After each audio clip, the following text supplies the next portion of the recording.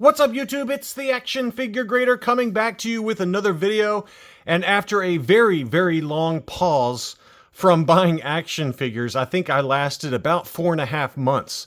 I did pick up a few recent action figures, and we've got a pretty wide assortment here. I've got a loose graded figure. I've got a bootleg. I've got some vintage collection that were very kindly sent to me as gifts, and I have one comic book. So I've got something for everybody in this video, and we're going to start off with another Polish bootleg Zuckuss, or Forlam if you feel like talking dirty to me. And here are the existing ones that were already in my collection. We've got a third generation, 1995-ish Polish bootleg Zuckuss. This is gold and yellow. This one is graded 80+. This is a beauty right here. This one is a first generation Polish bootleg Zuckuss with the correct first generation weapon in green.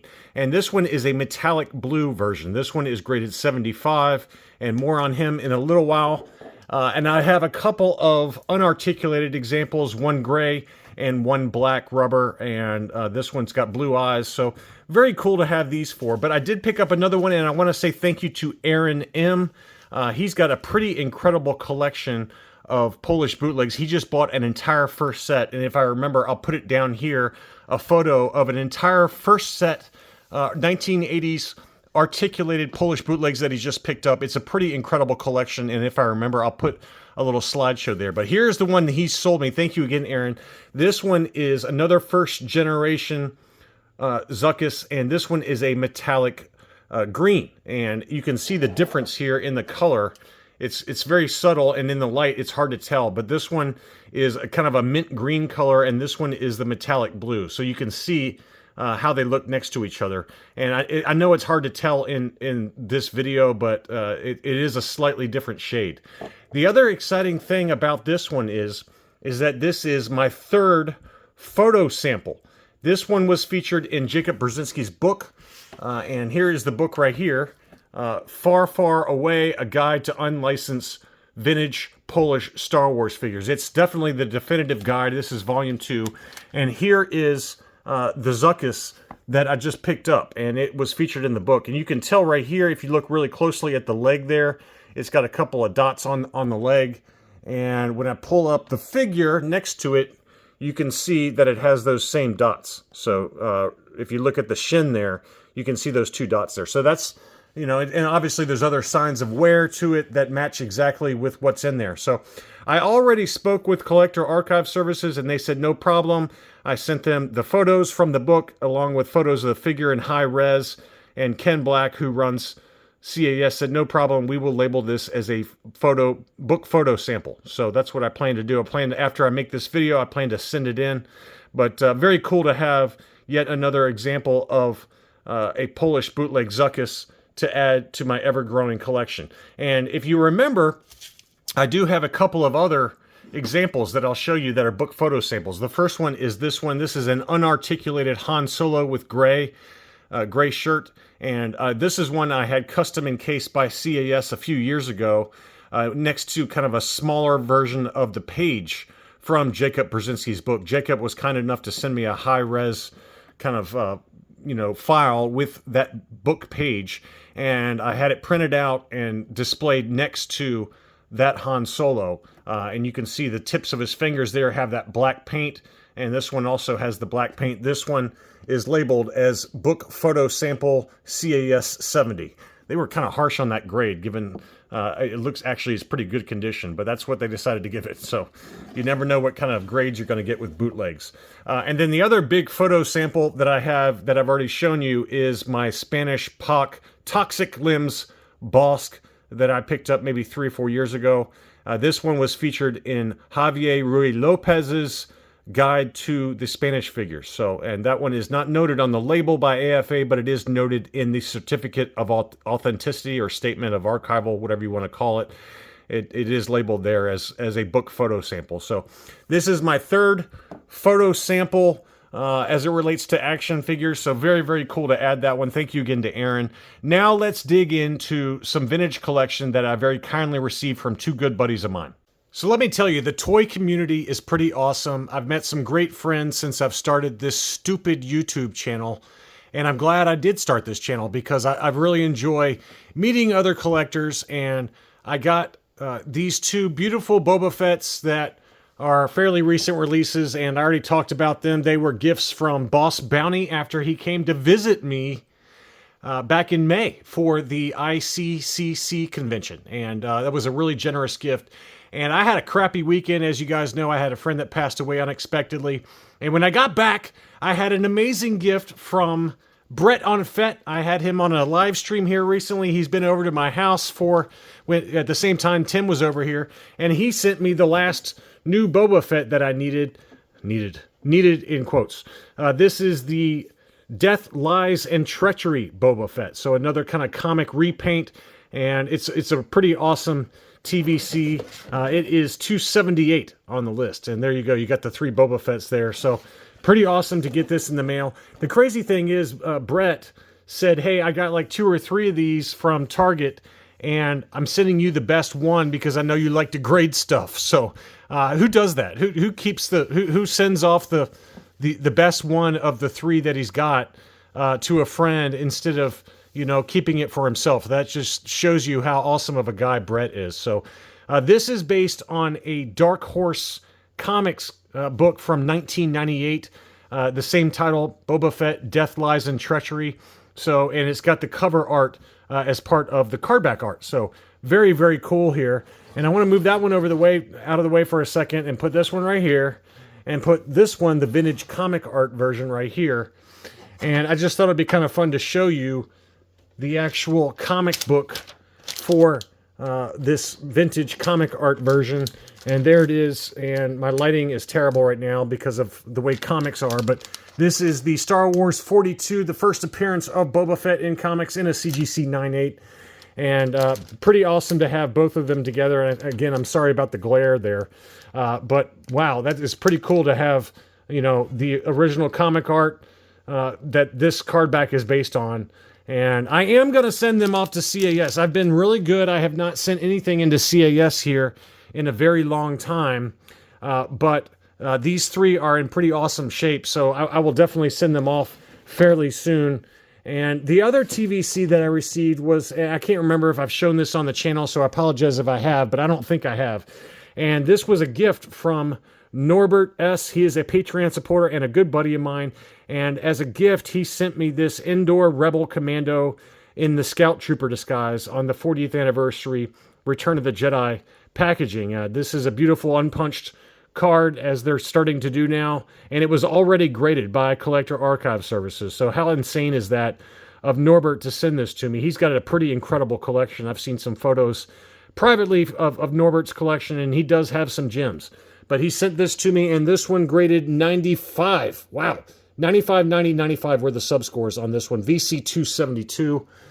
Just a really, really generous gift from Norbert S. So thank you for that, Norbert. It's really good to finally get to know you, and I appreciate all the channel support. So pretty awesome items here.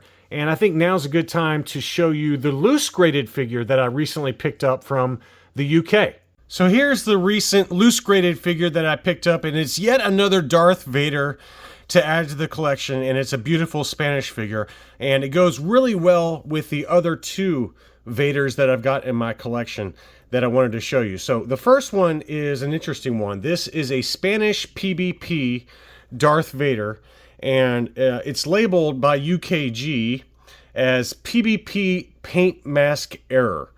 And you can see there, no COO, everything is straight 85s on it. And what it's referring to is on the chest apparatus. As you can see there, there's some missing paint, or the paint was shifted incorrectly, so it's not covering the buttons on Vader's chest there. And there are 2 different kind of main PBP variations. First, there is the smooth cape variation for the Spanish Vader, PBP Vader, and I'm going to try and catch it in the light here, but as you can see there, this looks like a very standard kind of smooth cape to that one. And you'll compare it to this one that I picked up loose, and I bought this loose on eBay, and it was advertised as a PvP textured Cape Vader. And I would actually argue that this is probably even cleaner than the UKG graded example. But you can see how clean the paint looks on this one versus this one, where the paint was shifted down incorrectly. And you can't really see it that well, but the 2 dots that are on this one right here are painted correctly. On this one, you can't see it, but I have seen photos of this figure before it was graded, and the 2 dots were incorrectly placed, shifted downwards. So that's why it's referring to a paint mask error with this figure. But this one is a beautiful one, and this is a textured cape Spanish PvP. And as you can see there, you can see how much texture is in the cape there. It's almost like a leather material. And so that's the difference between this one versus this Spanish PvP with the smooth cape. So there are 2 different variations for the Spanish PvP. This is a CAS 85. Again, I bought that one loose and sent that into CAS. Now, I wish that CAS would enclose the cape a little bit more and include these brackets like UKG does. Instead, they let it kind of flow out. I like this look. He looks like a vampire. He's got his cape kind of draped around him, like he's emerging from a sarcophagus. Whereas this one is kind of loosey-goosey. I just feel like CAS should add some brackets around the bottom there to keep that cape nice and tight. But that's just my personal opinion. But here's the new one. This one is a Spanish POC. And if you guys follow me on the channel and my coverage of some of these foreign variants, Spanish POCs basically imported parts from Hong Kong, assembled and painted them in Spain. And this is before the Spanish POC factory merged with the PvP factory in like 1982, 1983, somewhere in that ballpark. But this is a beautiful Spanish POC, and it's labeled as such. A Hong Kong COO, which most or all Spanish POCs are. And this one is also graded 85. Figure got an 85, paint got an 80, and the cape got an 85. And most paint on Spanish POCs are very poorly done, and I think that it's referring to basically the chest apparatus. As you can see there, the paint is not vivid and bright like you find on this Spanish PvP variant. So it's much more kind of faint in terms of the paint apps, and that's a common thing with Spanish POC figures. But to get one in an 85 grade is very tough to do. I've only seen maybe 2 or 3 85 grade Spanish POC Vaders in the last year or two. And this one did come up for sale on eBay in a buy it now situation from the Muffin Man, who we cover at length in my loose graded market updates. He made me an offer on it, and I went ahead and took it. And, it arrived safe and sound. So I've got the 3 main variations now for the Spanish figures for Darth Vader. We've got the Smooth Cape PvP Darth Vader. We've got the Hong Kong Spanish POC Darth Vader. And then we've got the Textured Cape PvP. So pretty awesome to have all 3 of these in an 85 grade. And just really happy to have them. So now let's take a quick action figure break and take a look at one really big comic that I've always wanted to get. And I finally did pick it up on Facebook. Next up, we are kicking it low light for this unboxing. Low light like the G.I. Joe. Nerd alert. But I've got these 2 books that were already in my collection. That is Star Wars War of the Bounty Hunters #1. This is the Sunset Comics edition. I've got both the Virgin cover as well as the trade dress. And this is one of my favorite covers from War of the Bounty Hunters, and one of the few I've kept. It's just a great, great cover. I absolutely love this. It shows Boba Fett with Zuckuss hanging off of a ledge there. Boba Fett did Zuckuss dirty, if you guys read the comic. He really kind of... He dropped a hammer on him. But this is a great cover. I absolutely love this one. So this is one I picked up direct from Sunset Comics, and I'm surprised because they were having trouble selling them. They could not give them away. And since that time, this book has really held its value very well. And the reason is that it's because it's a cover homage to Darth Vader #3, the Salvador La Rocca variant, the 1 in 25 variant. And I did pick that up. And I need to say thank you to Jason Woods. He is a good buddy of mine, a fellow comic collector, and he is also a Patreon. And he alerted me to this book. It's my first time purchasing a graded comic book on Facebook. And there's a great group. It's called like Slabbed Comics or something like that. Slabbed Comics and Cards, something like that. And he sent me a message saying, hey, I know you've been looking for a Salvador Larroca 1 in 25 ratio variant. So for every 25 of the standard cover A, for this Darth Vader issue number 3 from 2015, only one of these was printed. And I wouldn't say it's particularly rare or anything, but it is the first appearance of Dr. Chelly Afra and her 2 murder droids, 000 and BT-1. And as you guys know by now, if you watch the channel, I love Dr. Afra. I'm flabbergasted that they have not brought Dr. Afra to live action, because I think she's tailor-made for episodic content. She's basically like a mix of Indiana Jones and Han Solo. She's kind of in the gray area in terms of her morals. She's worked with Darth Vader. She's worked with the Rebel Alliance. And I just think that she would make a great live-action Disney Plus Star Wars character. So I'm confounded as to why they don't release her, especially because one of the people that she works with, one of the Wookiees that she works with, is Black Chrysanthemum, and he obviously made his appearance in the Book of Boba Fett. So I would assume that she's coming. I think that was Dave Filoni's kind of way of letting us know that Dr. Chelly Afra is coming. Although, he wasn't behind the creation of Dr. Afra, but he's got a hand in Star Wars and how this content is coming out. So I got to believe that she's coming. But what a great book, and certainly a very expensive book, one of the more expensive books I picked up this year. And Dr. Afra was created by Kieran Gillen. So he is the writer, the Star Wars writer that created Dr. Afra, and she's been very well accepted by the Star Wars community, by and large. And I certainly love her. But you can see where the obvious cover homage is after you have the Sunset Comics edition of War of the Bounty Hunters issue 1 next to what it was based on, which is Darth Vader number 3, the 1 in 25 variant. So thank you again, Jason, for the heads up on this book. I got a great deal. I got it for about 20% below fair market value.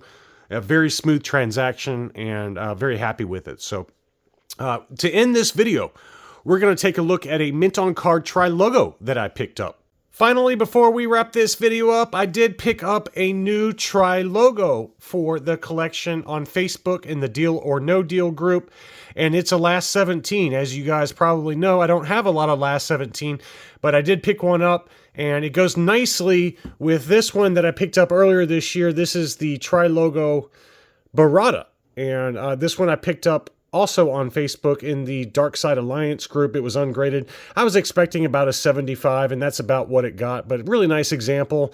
It was my first licensed Barada. I've got a couple of bootleg Baradas, Polish bootlegs, but this one's a pretty good one, and this one is graded 75 with Collector Archive Services, and as you can see on the label there, it's got the Clipper catalog on the back. So this has got the Dutch Clipper catalog for the Dutch market.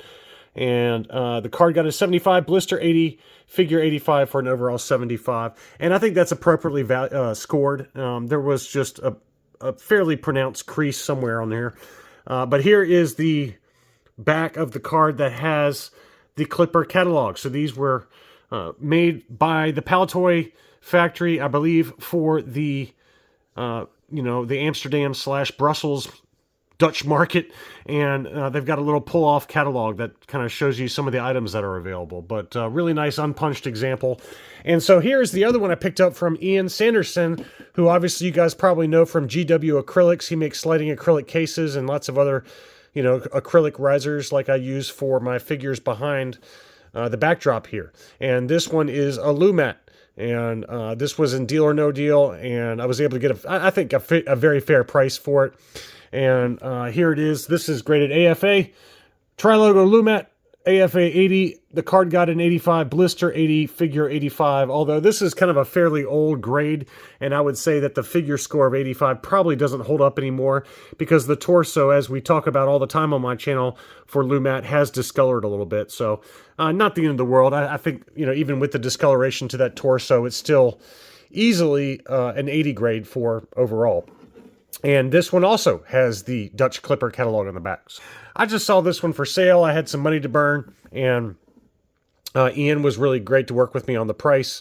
And so now I've got 2 mint on card Last 17 figures, And as we all know, Lumats were made in Mexico, and so this Tri-Logo does say made in Mexico. So very, very cool to have another mint on card for the Tri-Logo collection. I think I've got 25 now, mint on card Tri-Logos, somewhere in that ballpark. And I'm working on a couple more, but that one, it really is nice. And thank you again, Ian, for the great deal on the Palitoy Tri-Logo Lumat. And that's all I really had for this kind of recent pickups video. Thank you so much, as always, for watching, and I'll be back soon.